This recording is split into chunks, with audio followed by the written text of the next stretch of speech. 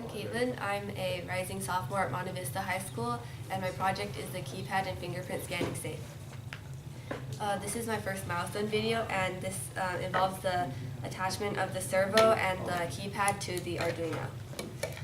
When attaching the servo, I also attach it to a breadboard. I attach the power and ground pins to the breadboard because I would use other devices. I knew I was going to have other devices in the future that also need to use these pins. The servo also has a third wire, the signal wire, and I attach that to the Arduino.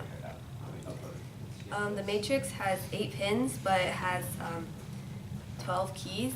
And after doing some testing, I found out that each key corresponds with 2 pins instead of 1. One pin is for the row that the key is in, and 1 pin is for the column that the key is in. I attached the keypad directly to the Arduino because it's an input device and it doesn't need any power or ground pins. So I'm going to give a demonstration. So if you type the wrong password, nothing happens, and the statement prints the serial telling you nice try, and it tells you to try again.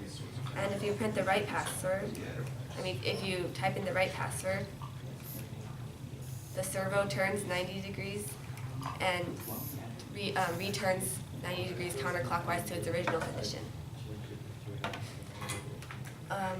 So in my code, there are 2 methods. There's the setup method and the loop method. In the setup method, I set the servo's communication pin to output because they're because originally these pins, the digital pins, are set as input pins by default. And then I also printed a statement that asks the user to enter their password, and I put this into the setup method so it only runs once instead of the loop method where it would continuously run over and over. So the loop method, I use the function getKey to get which returns which key the user pressed, and the following code only runs if a key is pressed. So when a key is pressed, the key is printed to the serial, and the character is added to an empty string. Once four keys are pressed and 4 characters are printed to the serial, and the length of the string reaches 4 characters, this string is compared to the user's real password in a different string. If these 2 strings are equal, then a line would be printed to the serial telling the user congratulations as they turn the servo, and the servo would then turn.